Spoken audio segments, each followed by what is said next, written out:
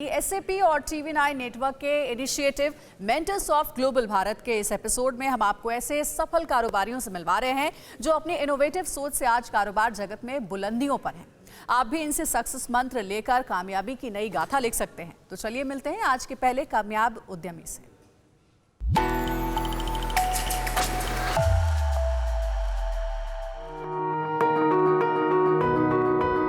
कुछ अलग करने की चाह, हर चुनौती को पार करने का साहस, देश के विकास में योगदान देने का जज्बा और दूरदर्शी सोच हो तो कोई भी शख्स अपनी कामयाबी की छाप दुनिया भर में छोड़ सकता है। अगर लीक से हटकर चलने का मादा हो तो कोई भी इंसान कामयाबी के शिखर पर पहुंच सकता है। जाने माने कारोबारी धानुका ग्रुप के चेयरमैन आरजे अग्रवाल एक उदाहरण बनकर हमारे सामने हैं, जिनकी संघर्ष, मेहनत और सफलता की कहानी बेमिसाल है। 1965 में जब हमारी पाकिस्तान के साथ वार हुई, अमेरिका ने धमकी दी हम आपको गेहूं नहीं देंगे, और लाल बहादुर शास्त्री जी ने कहा आप नहीं देंगे कोई बात नहीं, हम अपना काम चला लेंगे, और उन्होंने मंडे को फास्टिंग शुरू की। तो उसी समय मन में एक विचार आया कि मैं कुछ ऐसा काम करूंगा कि जिसमें हमारी कंट्री की जो प्रेस्टीज है, जो हमें भीख मांगनी पड़ती है, ऐसा समय नहीं आए।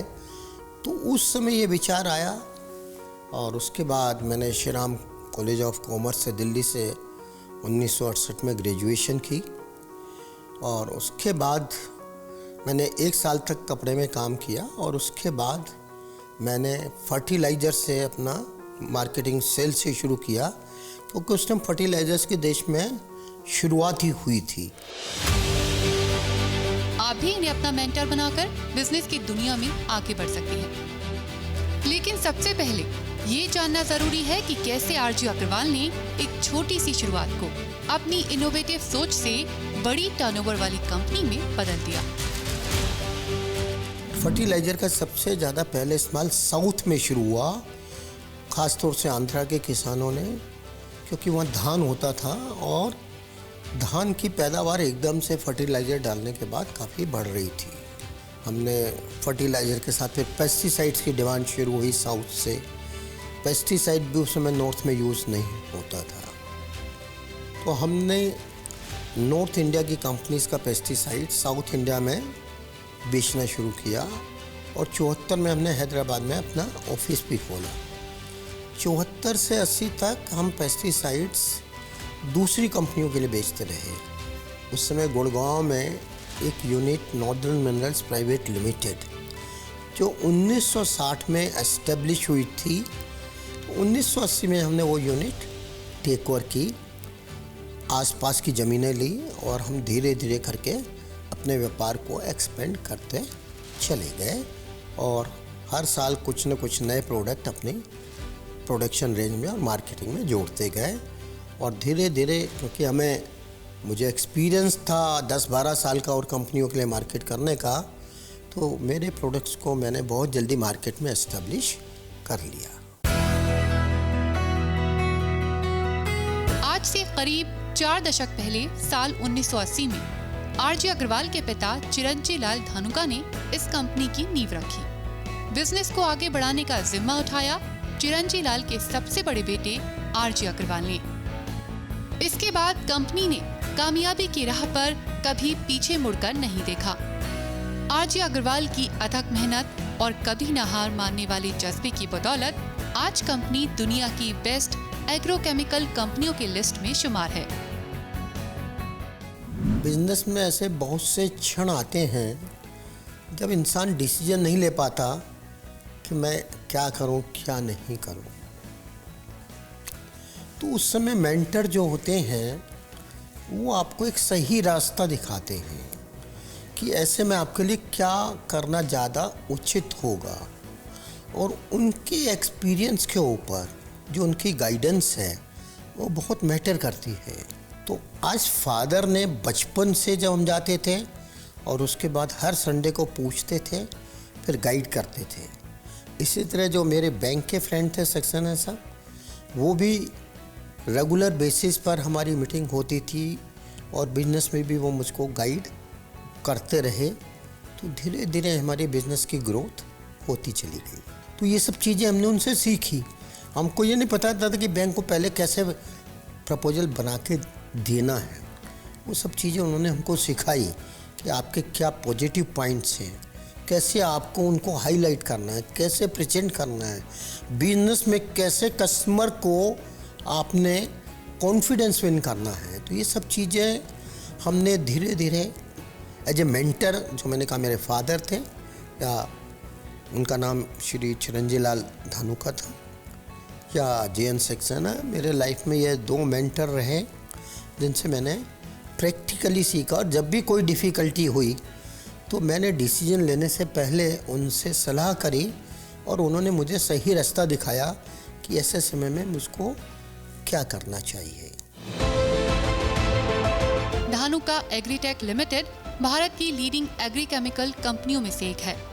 फोर्ब्स मैगजीन की एशिया पैसिफिक की सर्वश्रेष्ठ 200 बिलियन कंपनी की लिस्ट में शुमार है। कंपनी भारत के 2 प्रमुख stock market national stock exchange और बॉम्बे स्टॉक एक्सचेंज में लिस्टेड है। राजस्थान, गुजरात और जम्मू कश्मीर देश के 3 राज्यों में कंपनी की अत्याधुनिक तकनीक से लैस 3 मैन्युफैक्चरिंग फैसिलिटीज हैं। कंपनी का research and development centre Gurugram में स्थित है, जिसे ministry of science and technology की तरफ से नए रसायन वैज्ञानिक डाटा जनरेट करने के लिए मान्यता प्राप्त है। सपने बड़े और हौसले बुलंद थे, लेकिन कारोबार करना कोई आसान काम थोड़े ना है। लेकिन जो जाबाज होते हैं वो दरिया में डूबकर अपना किनारा ढूंढ ही लेते हैं। RJ अग्रवाल जब एग्रो केमिकल के क्षेत्र में उतरे तो किसानों को इसके लिए राजी करना आसान काम नहीं था, लेकिन इन्होंने हार नहीं मानी। धीरे धीरे RJ अग्रवाल किसानों को मनाने में सफल रहे और कारोबार ने अपने पैर जमाने शुरू कर दिए। उस टाइम फर्टिलाइजर्स के देश में शुरुआत ही हुई थी और उस समय फर्टिलाइज़र किसान यूज़ नहीं करना चाहते थे और हम किसानों के पास जाके उनको डेमोन्स्ट्रेशन देकर बताते थे अगर आप ये इस्तेमाल करते हैं तो आपकी फसल पैदावार ज़्यादा होगी।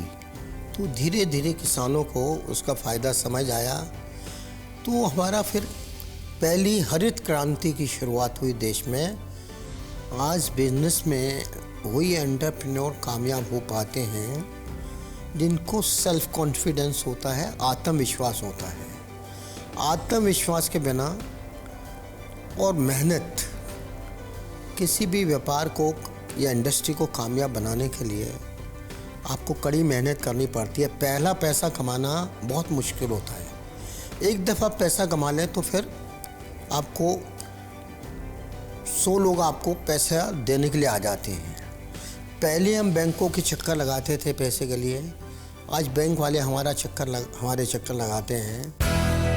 आज धानुका एग्रीटेक लिमिटेड 321 रजिस्ट्रेशन के साथ herbicides, insecticides, fungicides, plant growth regulators, biostimulants उत्पादों की मैन्युफैक्चरिंग करती है। इसके अलावा कंपनी देश की सभी बड़ी फसलों कपास, गेहूं, गन्ना, फल और सब्जियों के लिए सॉल्यूशंस भी देती है। RJ अग्रवाल ने देश में किसान और खेती की बेहतरी को अपना मकसद बनाया और लगातार उस पर काम कर रहे हैं। इनकी सक्सेस स्टोरी ने ये साबित कर दिया कि अगर रणनीति अच्छी हो, विजन क्लियर हो, इरादे मजबूत हो, तो देर से ही सही लेकिन सफलता जरूर मिलती है।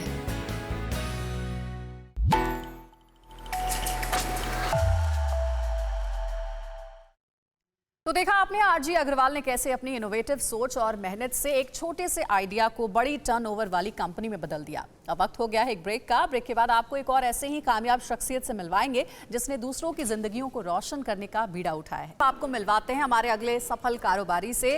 अरविंद आई केयर के चेयरमैन और डायरेक्टर RD रविंद्रन उन लोगों के लिए इंस्पिरेशन हैं जो अपने बिजनेस आइडियाज के जरिए सिर्फ अपनी ही नहीं बल्कि बाकी लोगों की जिंदगी को बेहतर बनाने की सोच रखते हैं।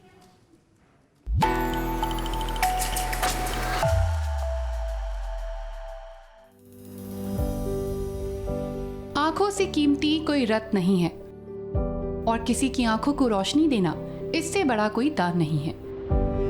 इस बात की अहमियत को समझता है Arvind eye care system. Arvind eye care system उन लोगों के लिए इंस्पिरेशन है जो अपने बिजनेस आइडियाज के जरिए लोगों की जिंदगी में बेहतर कर लाने की सोच रखते हैं। इनसे मिलिए।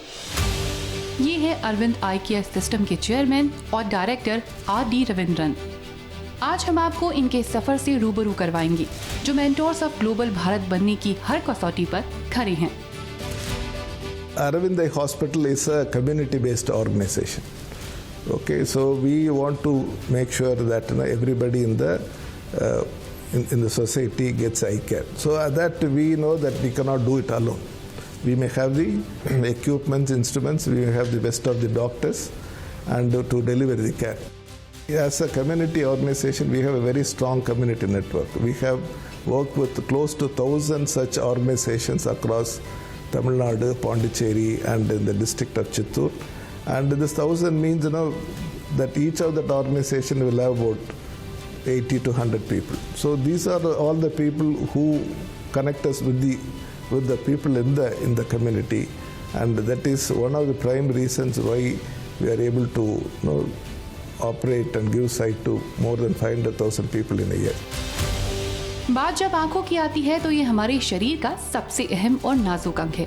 अगर हमें आंखों से संबंधित समस्या होती है तो हमारी रोजमर्रा की जिंदगी पर भी इसका गहरा असर पड़ता है, और कई बार अच्छी सुविधाओं के अभाव में लोग आंखों के इलाज से महरूम रह जाते हैं। इसी समस्या के समाधान की नेक नियत के साथ डॉक्टर वेंकटा स्वामी ने 1976 में 58 साल की उम्र में अरविंद आई केयर मॉडल की नींव रखी, लेकिन इसे कामयाबी की बुलंदियों पर पहुंचाने का श्रेय डॉक्टर आर.डी. रविंद्रन को जाता है।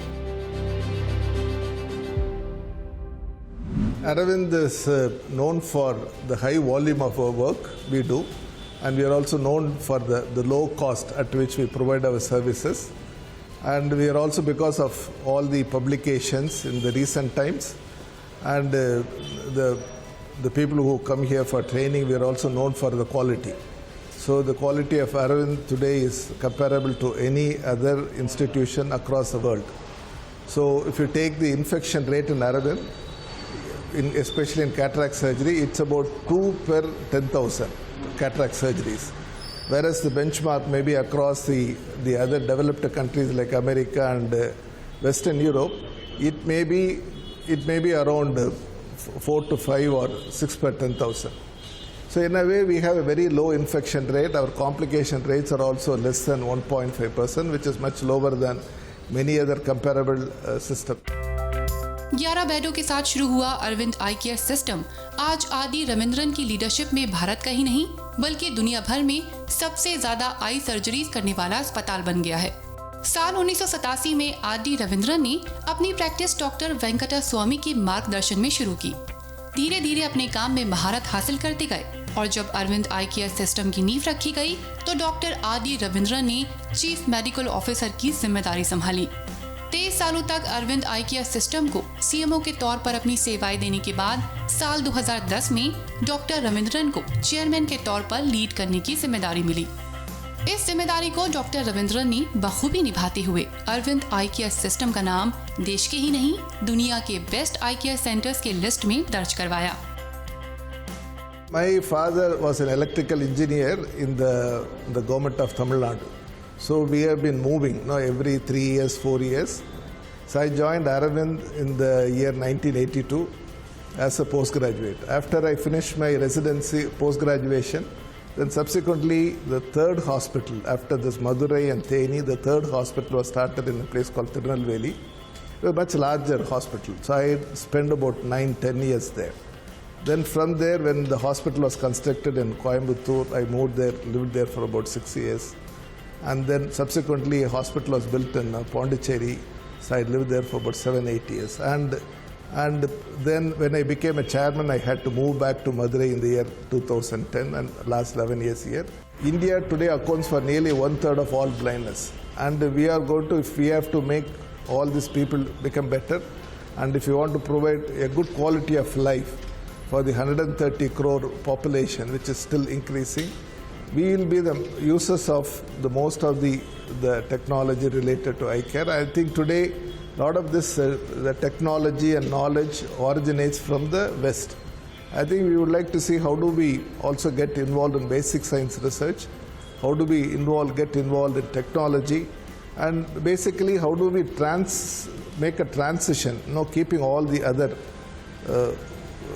the values we have, to become a knowledge-based organization. Doctor R D. Ravindran के नेतृत्व में आज यहाँ हर साल करीब 4.5 लाख आंखों की सर्जरीज की जाती है। अरविंद आई केयर के देश भर में लगभग 14 आई हॉस्पिटल्स हैं, जबकि दक्षिण भारत में 94 प्राइमरी आई केयर फैसिलिटीज हैं, जहां देश के हर कोने से लोग अपनी आंखों की समस्या का इलाज करवाने आते हैं। साथ ही Aravind eye care system post graduate institute, management training and consulting institute, research institute और आई बैंक्स को भी ऑपरेट करता है। There are several international non-governmental organizations. There are several Indian non-governmental organizations. There is also a role of the government. A lot of individuals have got involved. To give you an example, we work with some of the top universities in America, which is like University of Michigan. We work with Johns Hopkins University. We work with Harvard University. We work with the university in San Francisco, New York. There are several organizations. We also have done a lot of studies, ongoing studies with the London School of Public Health, and also with some of the institutions in Europe. I mean, it's a collaborative work. I mean, whatever we were able to achieve and today show as our achievement, it is not just because of the work of Aravind alone, but because of the people who are involved with us in this journey, who also share our passion in eliminating needless blindness across the world. Doctor Ravindran ने इस संस्थान के जरिए ऐसे लोगों की सेवा करने की पहल को मकसद बनाया जो इलाज के अभाव में आंखों की रोशनी खो देते हैं। इन्होंने ग्रामीण क्षेत्रों में संस्थान की ओर से चिकित्सा शिविरों का इंतजाम करने के लिए टीम बनाई, जहां सैकड़ों लोगों का इलाज किया जाता है। इसके अलावा आंखों की समस्या से जुड़ी सही जानकारी जनता तक पहुंचाने के लिए समय समय पर जागरूकता अभियान चलाने की भी पहल की। Doctor R D. रविंद्रन को जुनून है गरीब बेबस लोगों की आंखों की हिफाजत का, खोई रोशनी लौटाने का, अंधेरे से बाहर लाने का। आप भी इनके जुनून से प्रेरणा लेकर न सिर्फ दूसरों की जिंदगी आसान कर सकती हैं, बल्कि अपने लिए एक बेहतर कल की नींव रख सकती हैं। I mean, for anybody to succeed, for any entrepreneur to succeed in their mission, I think their leadership perspective is very, very important. I mean, as a leader, you have to have a clarity on the purpose of your organization. It's not only having a clarity on the purpose, but also really owning that problem and having the right perspective about the problem. In any organization, one individual or a group of individuals cannot achieve it. It has to be the whole team which has to work together. And again, as a leader, you also have to be focused on how do we constantly develop the people. The developing the people is very important. Not only just paying salary, giving the right compensation is very important. In addition, how do we create a pathway or career progression for the people so that they also feel that they are also contributing meaningfully over a period of time.